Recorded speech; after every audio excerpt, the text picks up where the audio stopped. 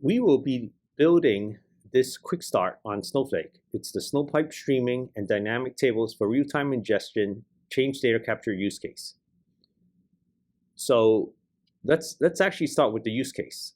We're going to have a source database with stock trades for the Dow Jones Industrials, and it's going to create we're going to artificially create limit order transactions for these 30 stocks, and there's going to be updates. And we're going to simulate 3 new orders for every 2 updates and a cancellation. And we also want to see the canceled orders, the historical table, and it's going to be streaming in, but we want to use the Snowflake's dynamic tables to prevent having to do streams and tasks to see the current orders and also the summary for that table. So essentially, there'll be a streaming data in and views on top of that for the business to query this data. All right, and in long story short, this is simulating Kafka or some type of streaming into Snowflake. There's various change events, and there's a landing table, and then 3 dynamic tables: the current one of the current records, the slowly changing dimensions, and a summary one. And then so this would be the engineering. So you're doing essentially like the medallion architecture, the bronze and silver layers over here, and then the gold layer is here. The public in the public schema, the business will query the views, and will also show some secure views and secure functions to see the role-based access control and dynamic data masking and detokenization as well. Okay. So this is modeled similar to how we do Snowflake's Kafka connector, but no Kafka is necessary because we're going to use a Snowpipe streaming client using Java. And this saves on the Kafka middleware, infrastructure, and setup and complexity. Okay, so in this case, there are some prerequisites. You can see just basically install some Java and have some basic Snowflake knowledge. We're going to create a key pair to authenticate in. You could create a trial account over here and basic details on what we're going to create. So we're going to set up Snowflake. You can click this and that'll download the zip file for you. And also you can click this and this will give you the script that we'll be running. You could download the raw file here. I'd like to just copy the file and then paste it into my Snow site. You could click on this. You can go over here to worksheets. And then there's a plus icon and you click SQL worksheet. And then you can paste it in like that. You can rename the script. But since I already have one, I don't need this. I'll just call this whatever, but I don't need this one. All right, cool. So you will now have the script. All right, so coming back here, and you're gonna log into your Snowflake account, right? We just went through this. Import the SQL file. Okay, we already did that. And now you're gonna set up your desktop. So unzip the zip file, generate public and private keys. You would just go into I'm using a Mac, but similar for Windows, and open a terminal and essentially run the scripts that you saw. It will create the RSA key, the P8, and the pub file. Okay, so just run these 2 commands. I already did it.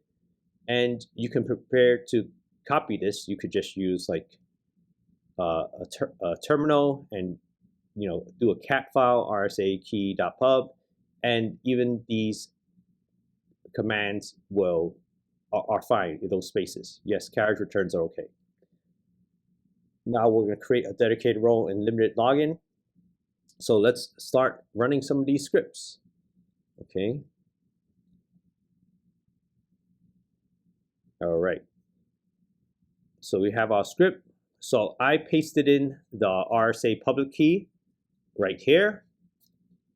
And then I'm going to run it. So what I'm doing is highlighting everything, and then on a Mac, command return, that will run my commands. All right, so those all ran. And let's see. And now they're asking me to edit the properties file. You will need to edit the snowflake.properties to match your Snowflake account name. So let's do that. You could just go to snowflake.properties, and mine, when I open mine up in VS Code or the editor of your choice, and then you would put your account name over here. Mine happens to be this one, SE North America dash demo 171 Bravo. And to get your account locator, usually what you could do is just, there's a couple of ways to do it. Read the documentation if you're unsure. I usually like doing this one, which is, this is my organization name, this is my account name, and I just replace that with a dash, and that is my account name. All right, so as you can see, you would place it over here in the account and the host, and you're ready to go. Yep, and then you have a hyperlink on if you have any questions on that. So that's what I ended up doing over here. As you can see, I changed these two variables over here. I'm going to hit next. All right, so we're going to create, I'll just kind of go through this, create new roles for this lab and grant permissions. And then for the PII section, okay? So people like doing this. You could follow along here, but let's just go along here. So I'm going to run this, create new roles, using the role account admin, my username, and I'm granted this VHOL role, which will have the power to do most of what this demo needs. I'm going to create a PII admin role and grant the PII allow role, and I'll switch between both roles to see the role-based access control and see what the different role is authorized to see. I will create a warehouse called Virtual Hands-on Lab. So this CDC warehouse.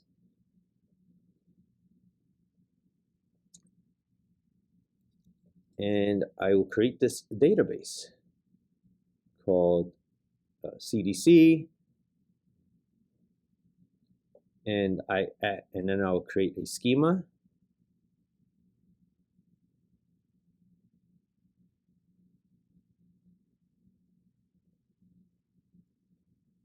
Cannot perform create use database. Okay, let's use database here.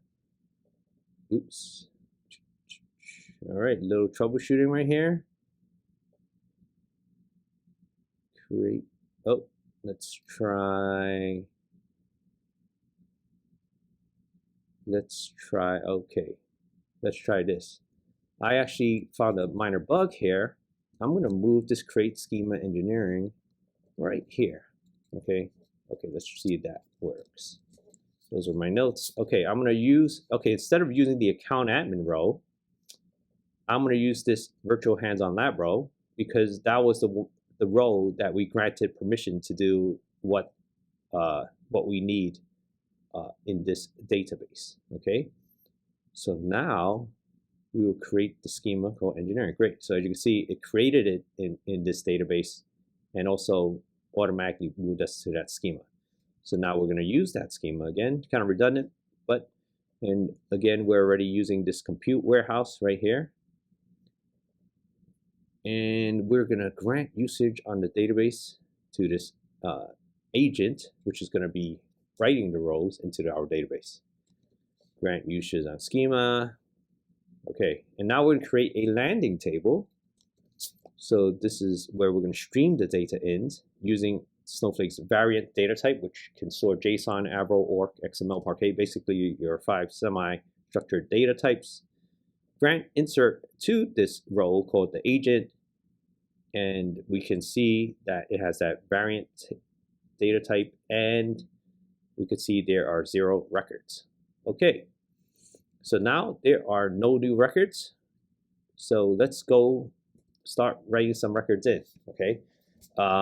So this basically explains, and I'm gonna go until we find the part on how to write the records in, right? So what did we do? We just created the rows, we created the compute, we granted the permissions, created the database, and then created a staging and landing table. Okay, great. Now what we want to do And we could copy this and run test.shell. So let me open a command line terminal. Let's see, where did I put this code? And I put it in a folder named CDC Simulator App.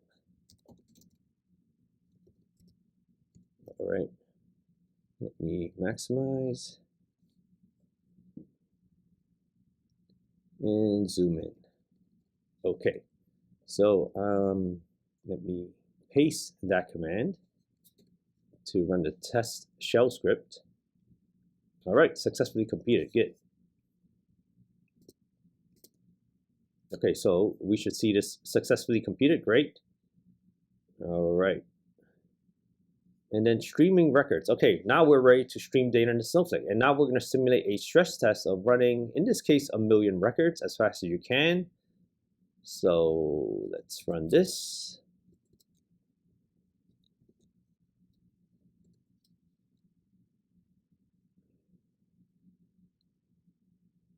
All right, so let's see what's going on here. And we'll see it in rows sent. 18 takes about 18 seconds. And then after that's done, we could view the new records in Snowflake. All right, still running. Let's actually go over there. We can look at it from this end. There you go, 324,608. All right, great. Ooh, this is interesting. We actually saw it in flight, so we should be getting about 1,000,000 rows.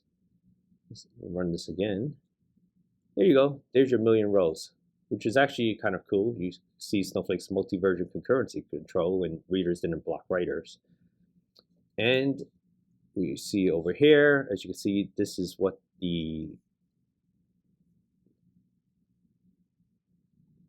this is the records that we're seeing. As you can see, it's a JSON record. Let's move this out. You see it's insert, the various data types, nesting of the JSON, so on and so forth. Okay, so these are the 1,000,000 types of records. You can see the various data record types, updates, inserts, delete records. Okay, those are the different actions that we have. So now, if we wanted to look at the order ID, you could see this is how. So this is the raw JSON, right? Using Snowflake as for your data engineering, essentially your raw data lake. And the benefit here is it's automatically compressed, optimized, encrypted, and governed, with Snowflake being denied by default.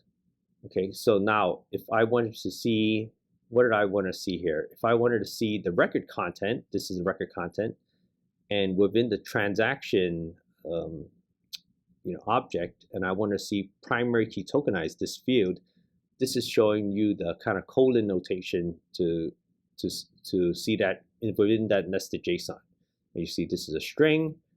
We're basically casting as a string as the order ID from this table. So let's run this. So essentially, it just gives us the 10 order IDs in a kind of more readable way.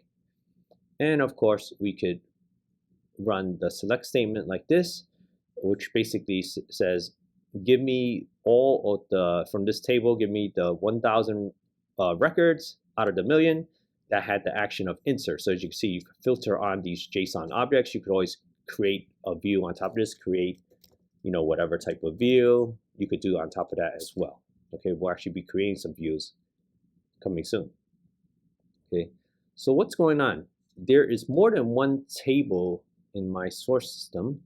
Okay, we have production and limit orders, okay, and we also get the metadata about the client's application channel. So if we wanted to see that we have two channels like the Kafka channels, the test and the max. And as you can see, the offset token identifying the sources indicator of the last successfully committed row. All right, so as you can see, you can track multiple channels over here. So now let's pause there, go right back to the documentation. So this is a kind of a repeat, but we'll go back and forth. It's sometimes easier to see on the screen due to the formatting. As you can see, it basically explains the JSON payload and the different record contents that we see. Now, we want to do a dynamic table for the current state that reflects the current state of the source table. You create a dynamic table. So what's going on here? Every minute, it will use this virtual warehouse and select star exclude from and do some window functions, and it's saying where it's a production and action does not equal delete, which is essentially showing us the current values. All right, so let's just run that.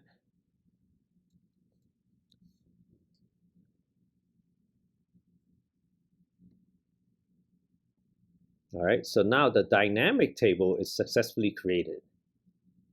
Let's see if we run against this DT, standing for dynamic table. We can see, 472,000 records that meet these filters right here. Okay. So let's just record this count, 472,459. And we should see this slowly moving up because, actually, wait, we might not see it if we're not writing anymore. Let's see. Did I miss streaming data? Is not okay. Cool. All right, so we created a dynamic table. Okay, and now, okay, so we created a dynamic table. Let me just, now this is just essentially going to write records to it. You could do the run slow with the double O's for 100 per second. I'll just do the default right there, and then you could play around with the other settings as well. So I will run this. So what this is going to do is going to start writing records, streaming those records into the Snowflake. Okay, and while that's going on, so this was 472, 459. About once a minute, this will automatically turn on and refresh this count. We'll just come back. We'll come back to this. Okay, so let's do another one while we're waiting for that. The dynamic table, we're creating a second one, also every minute. And what is this saying? When the score is 1, then true, it's the latest last value. Okay, so essentially doing some JSON transformations right here. And basically getting the last value for the limit orders to give us the historical view. Okay. So if we look at this one, we'll just put a record count over here, about 1 million over here. And we could see it actually being built, the dynamic table. So this will continually be updated. Let's see if this updated. Not yet, but let's go back up to this one over here. Oops, sorry, this one right here. Here you go. So remember about a minute ago, it was 472, 459. Now it's 472, 808, as the dynamic table is going to be continually refreshed. And so as you can see, it's very easy for the business to run this and see streaming data coming into Snowflake at big data scale. Let's look at this other dynamic table right here. And this is, as you can see, 1,344,000. And you can see even this count for this dynamic table is increasing as well. So if we come over here, you can see the actual records for this dynamic table. So we should have all 1 million records plus some more. That's what we have. All right, let's keep going. And now a summary dynamic table. All right, so what is this? Where it's prod, transactions, limit orders, where it doesn't equal delete, and it's doing group by ticker and position. All right. So where position is long, where we actually have a long position. So these are the 30 tickers that we have. We see some Cisco, Disney, Merck, ExxonMobil. You can see the min price, max price. So this summary is very good for dashboards because it's showing at your high level, and then you have the other dynamic tables to dig in further. Okay, see those are the 30 tickers. Oh, I see. So then we have both the long and the short, and that's why it's 60. Okay, now let's create a view for the consumers, right? Because the front office or the business, they're going to want this, and we're going to grant permission to them, to the role public. So anybody who has a login to my account right here, then the public role, they'll be able to run this query. And obviously you could set different role-based asset control permissions. So as you can see, this is the view. And what do we see? We see the order ID that is tokenized, and we'll actually decrypt that later. But what you can see is that this is tokenized at the source. So we would actually this, I think we'll actually see whether or not this is encrypted or decrypted. Okay, now, so let's come back over here. Just a quick recap of what we did. We built these slowly changing dimensions, ran the count. We saw the aggregation and summary. And also, okay, now this is also showing us how to monitor dynamic tables. So let's do that. If you ever wanted to monitor your dynamic tables, from the left side menu, navigate to Data, right here, and then Databases, and then we'll go to our database called Virtual Hands-on Lab Engineering CDC, and then we'll go to the Dynamic Table section and just click on any one of the dynamic tables. So let's do that over here. Let's see if I expand that. I'm going to click on Databases and go to the database that we just built, which is this one, Engineering, and click on Dynamic Tables. Now something interesting is going to happen here. I am using the most powerful role right now in an account called Account Admin. But I cannot see anything inside the graph or the refresh history, because even though, I'm sorry, not within the graph. I could see the refreshes, but I can't see the graph. Now, because I created the role called virtual VHOL, and if I switch to that, and I granted the permissions to see the graph and to manage these, the role activated in the session, log in to create a new session. Okay, let's do that. Because I actually dropped this demo and recreated, let me just sign in and sign out, and then we'll see what's going on there.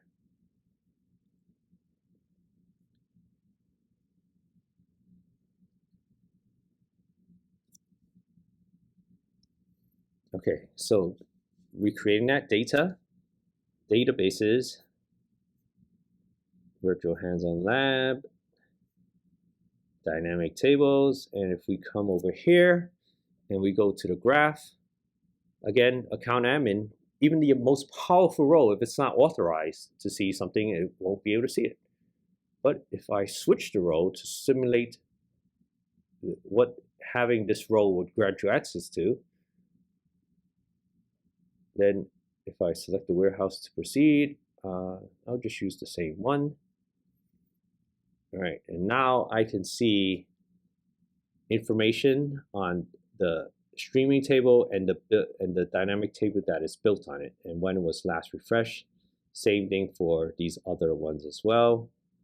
You can see the columns, the data preview, and the graph as well for this one, and also for this one.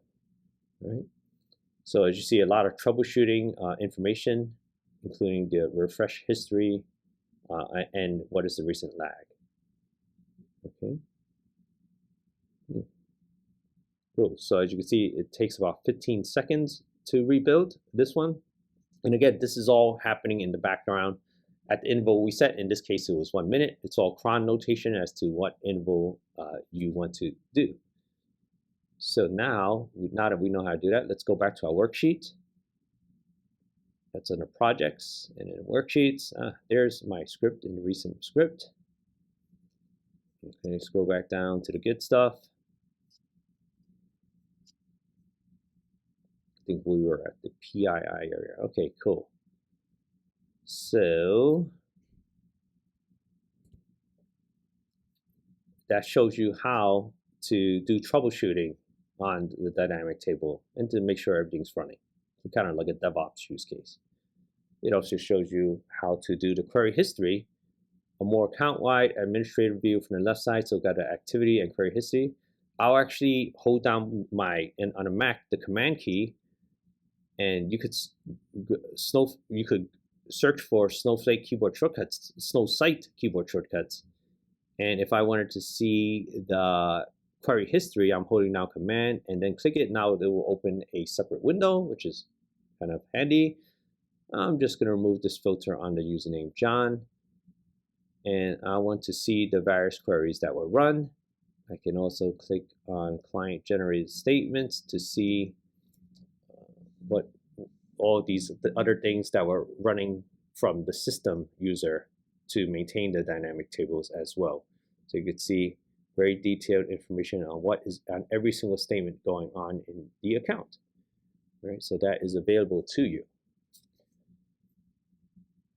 So it's just talking about the query history all right, and you could also monitor your landing table channels. So if you run show channels in the table, you could see the various channels running in the background. Let's just search for channels. Here we go. It's kind of up here. So channels in table. So you can see we had the test one, which we first did. We ran the max, then the slow one. And you can see that when we ran the max, it was offset at the million. And now as they're getting streamed in here, 5583 was the most recent one. See, as you can see, it's continuing to go in here. If we run, this is the script that's running in the background. This was that max, the run slow one. So it's continuing to run in the background. So now if we come back over here, this should be higher now. So there was 5583 there. And as you can see, we're seeing the offset as to when it was synchronized to Snowflake over there. Cool. So now we keep going. So because we ran all of this stuff, and we're pretty much at the PII section right now.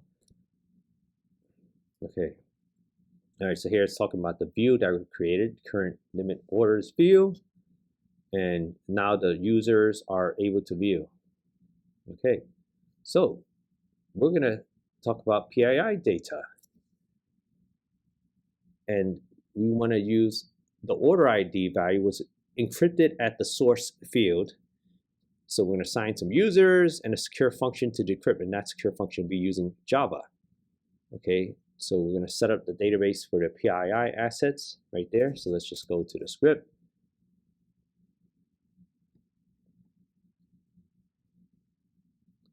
Handling PII sensitive data. I'm just going to run them all. So let's see, what is it doing? It's creating a schema called PII, personally identified information. PII admin will be the powerful one to own it all, and there will be a loud one. Now I remember changing, oh yes, I remember this command right here giving me an issue, so you might need to change that in your script. I received an invalid object type for dynamic table for privileged references. That might have been because of a change when it was in either private or public preview. It's no longer the case right now. So just what I just did was just grant select. This is the actual command I use on the dynamic table to the PII admin, and that's doing the trick. All right, so those two were already run. So now become the role PII admin. All right, so now as you can see, I changed my role to this. So, and now we're going to create a function. What is this going to do? Decrypt AES. We could pass in a field and an encryption key, and it's a Java. So one of the great things about Snowflake is it's fluent in 4 languages, actually many languages, but we'll do the 4 main ones within Snowflake. So SQL, Python, Java, and Scala. So here it is using Java. So using this handler, importing these Java libraries, a class named decrypt. All right. So we will create this secure function, right? And so one of the benefits here is a lot of people don't know Java or don't have the time to learn or maintain this, but you can reuse functions and create a library of functions to be used by folks using SQL or Python or Scala or Java and using the language of their choice. So highly scalable to do so. All right, so we're gonna now RBAC to who is authorized to use that. So what we're saying is the PII admin is authorized to use the function that we just created. And let's test it out. This is the field, and this is a tokenization, the kind of like the encryption field. Okay, so now we're going to decrypt. I guess this is a wrapper to now also decrypt it, decrypt the change data capture field. So we're granting that, and so now, as you can see, it's just the good thing here is one of the benefits here, and it talks about it in the Quickstart. Actually, let's go to the Quickstart where it explains. So as you can see, we created the PII, a reusable decryption secure function, right? So this is what we just created, and we're testing the function. So this is like the kind of like the secret key right here. Oops, whoa. That's the secret key, right? So, and we will store the decryption key in a dedicated function, which is this one, but ideally this is stored in a secrets vault, right? But this is a demo, it's right here. And we're gonna grant usage and test, all right? So let's actually do that, right? So back over here, and we run this, pass in a encrypted field, and as you can see, we get the decrypted version. Ooh, and now we're gonna revoke usage on the function from the row, okay? So you set it up, could be like an HR scenario where the DevOps creates all of the objects, but then is not authorized to actually see that, let's say, human resources data. Okay, so now we're gonna create a secure view called limit orders view, right? And this is handy because it's showing us the tokenized, the encrypted, and the decrypted one, okay? And we're granting usage on this to PII allowed, right? So that's the role that's authorized to see all of this stuff. All right, so essentially these have the keys to the kingdom. So let's promote ourselves to that PII allowed role. Okay, so now we'll do this limit orders view, and you can see this is the tokenized, right? And if it's encrypted, and then to see the actual order ID decrypted, there you go, right? So remember, what are we seeing? The tokenized, the encrypted, and then the actual PII behind it.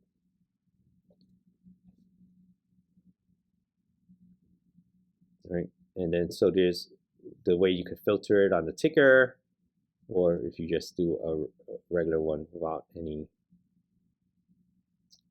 filters. So as you can see, this is how you can expose the PII data to anyone who's authorized to use this. Let's just change the role to someone who doesn't have that. Let's say this analyst role doesn't have that permission. Actually, let's just make it the account admin. I don't remember giving the account admin, so theoretically, this should not work. Perfect. Well, they don't even have privileges to operate on the view. Perfect. So as you can see, that view, you're showing robust access control even to the account admin who is not authorized. If the account admin is not authorized to even see it, which is the pretty most powerful role, you're essentially seeing Snowflake security out of the box say, hey, this could be super sensitive data, and even they cannot see it unless we grant them the role that was authorized, in this case, PII allowed. So let's do that. So as you can see, that Snowflake role-based access control is in place. Cool. Now coming back here, how many transactions have you processed? As you can see, we'll continue getting above 1 million over there. Great, let's go back to the quick start, see what's going on. This explains the various things we just did. We granted usage, PII, and the security. Great, and then we could Control C to kill your streaming app running on the desktop. Let's just go back over here, Control C. Oh, great, and that just killed it, or you could just kill the window. And so we're essentially done, right? So let's do a quick recap. What did we do? Let's go back to the start. We created a Java program to simulate a database streaming agent capturing relevant change events, implements the Snowflake API streaming Java API, change events, and it's using JSON, lands into this all events landing table, creates 3 dynamic tables, and then we expose to the business the views and the secure views and the PII. Again, all out of the box using this quick start, very easy to recreate. So we set up the Snowflake, we set up the desktop, we began construction, streamed the records in, created dynamic tables, handled the sensitive data, and now let's actually do some cleanup. So this shows you how to drop the database, the warehouse, and the rows. So let's go over to here, drop the database, the warehouse, and the rows.